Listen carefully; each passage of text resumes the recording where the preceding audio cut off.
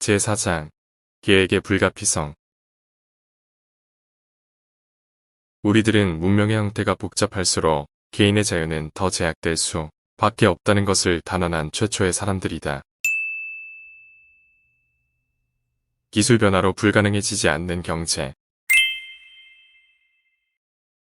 중앙 집권적 계획이 바람직하다고 만족스럽게 말하는 계획자들은 별로 없다. 이 사실은 우리에게 많은 시사점을 준다. 대부분 계획자들은 통제를 벗어난 상황으로 인해 우리가 결국 더 이상 선택을 하는 게 불가능해지고 어쩔 수 없이 경쟁을 계획으로 대체하지 않을 수 없다고 주장한다. 하나의 미신이 의도적으로 배양되고 있는데 이 미신이란 바로 기술의 변화는 되돌릴 수 없을 뿐더러 일어나지 않도록 막아서도 안 되는데 우리의 자유의지에서가 아니라 바로 이 기술 변화가 경쟁을 자생적으로 배제하도록 하기 때문에 새로운 길로 들어서고 있다는 것이다. 이 주장은 더 엄밀하게 발전된 적이 거의 없으며 그저 이런저런 저술가들이 이런 미신을 반복적으로 채택하면서 마치 확립된 사실인 양 취급받게 된 많은 단원 중 하나에 불과하다. 확립된 사실인 것처럼 취급받고 있지만 이런 단어는 전혀 근거가 없다.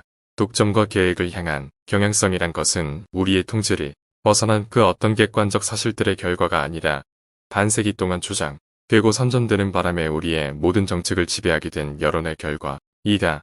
계획의 불가피성을 예시하기 위해 동원된 다양한 주장들 가운데 가장 자주 접하는 것은 기술의 변화가 점점 더 빠른 속도로 많은 분야에서 경쟁을 불가능하게 만들었으며 그래서 우리에게 남은 선택은 사적 독점 기업에 의한 생산의 통제와 정부의 지시 중 하나일 뿐이라고 주장한다. 다른 많은 마크스주의처럼 마크스주의자가 아닌 단체들도 세 번째 혹은 네 번째 단계를 거쳐 수용한 이 신념은 주로 산업 외 집주의라는 마크스주의 교리로부터 도출되었다.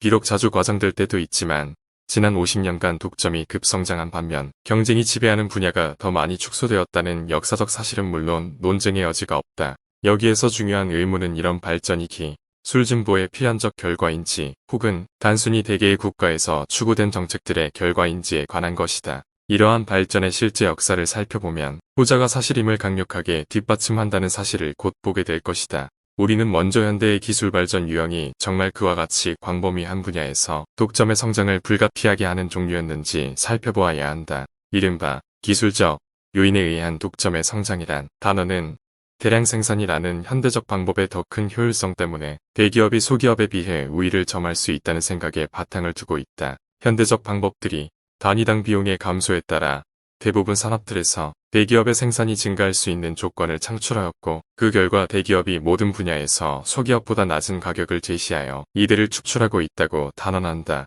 이 과정은 계속되어 마침내 각 산업에서 단지 하나 혹은 소수의 거대 기업만이 남게 된다는 것이다. 이 주장은 기술 진보와 함께 때때로 나타나는 하나의 효과를 크게 부각시키고 반대 방향의 결과를 초래하는 다른 효과들을 무시한다. 아울러 이 주장은 사실에 대한 진지한 연구로부터 별 지지를 얻지 못하고 있다.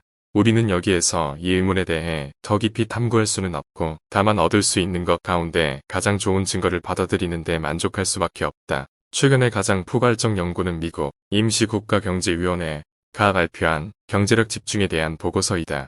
이 위원회의 최종 보고서는 대규모 생산의 높은 효율성이 경쟁을 사라지게 하는 원인이라는 견해는 지금 가지고 있는 어떤 증거로도 별 지지를 얻지 못하고 있다고 결론 짓고 있다. 그리고 그 위원회를 위해 준비된 이 문제에 관한 상세한 연구 논문은 다음의 언급을 통해 그 대답을 요약하고 있다.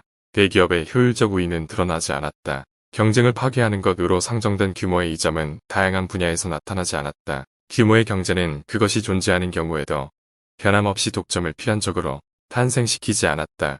최적 효율성을 달성하는 규모 혹은 규모들은 공급의 주요 부분이 그와 같은 독점의 통제 아래 이루어지기 훨씬 이전에 도달할 수 있었기 때문이다. 대규모 생산의 이점이 반드시 경쟁의 철폐로 귀결된다는 결론은 받아들일 수 없다. 게다가 독점은 더 큰 규모에 따른 저비용이 아닌 다른 요인들의 결과인 경우가 많았다는 점도 주목할 필요가 있다.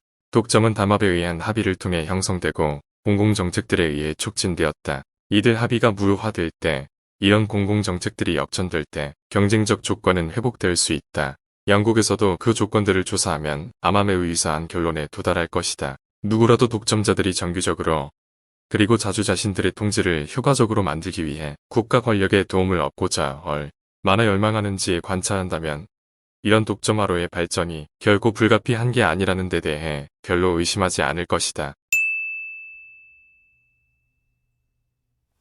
독점의 성장 원인.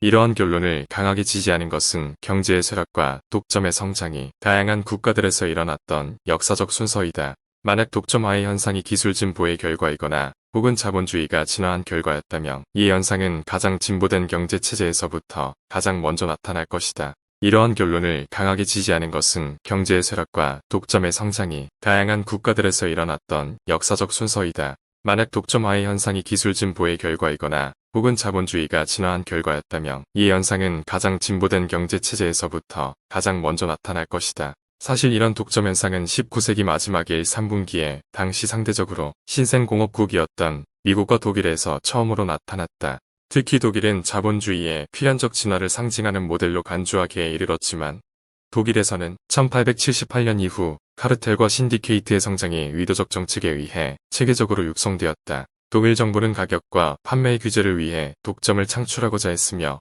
이를 위해 산업보호 정책뿐만 아니라 직접적 유인책 그리고 궁극적으로는 강제와 같은 방법들을 동원하였다. 바로 이곳 독일에서 국가의 도움을 받아 과학적 계획과 산업의 의도적 조직화라는 최초의 대규모 실험이 행해지고 이 실험은 결과적으로 거대 독점 기업들을 출현시켰다. 이런 사실이 영국에서 똑같은 일이 행해지기 50년 전에 마치 자본주의의 불가피한 결과를 대변한 것처럼 제시되기에 이르렀다. 경쟁체제는 필연적으로 독점 자본주의로 진화한다는 생각이 확산된 것은 주로 자신들 국가에서의 경험으로부터 이를 일반화한 독일 사회주의 이론가들, 특히 존 바르트의 영향 때문이었다. 미국에서도 지극히 보호주의적 정책이 취해져 독일과 비슷한 산업을 진화할 수 있게 했지만 독일과 산업 구조상의 유사성이 이러한 일반화를 검증하는 것처럼 잘못 생각하였다. 아무튼 독일에서 산업의 진화 과정은 미국에서보다 마치 더 보편적 경향을 대변하는 것처럼 간주하기에 이르렀다. 그래서 널리 읽히는 최근의 정치 에세이로부터 인용하자면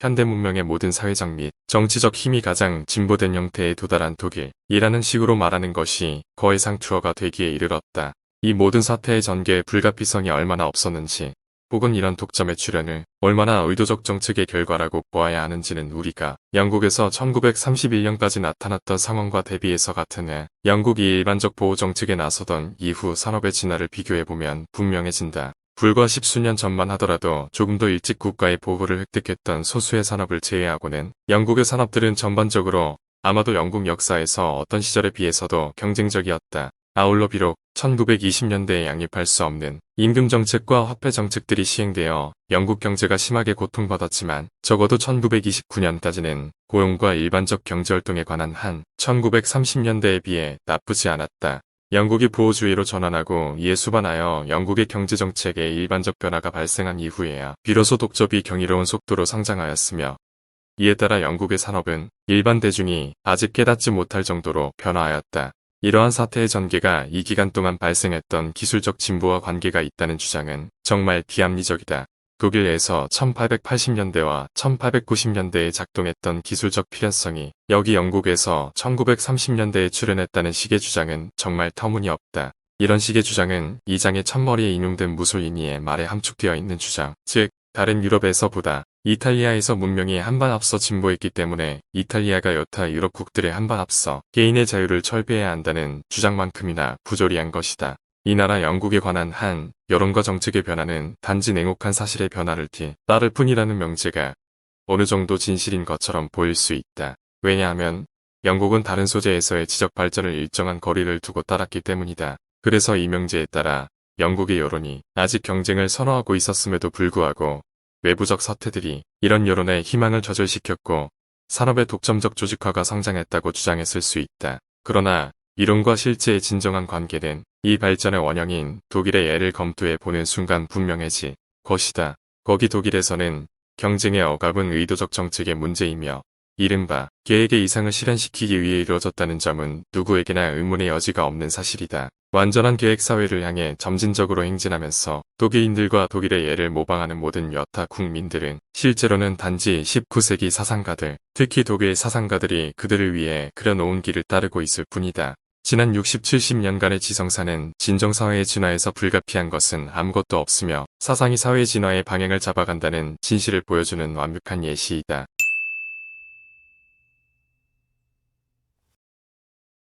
기술 변화가 가져오는 새로운 문제. 사장 1부를 마칩니다. 2부에서 만나요. 구독과 좋아요 부탁드립니다.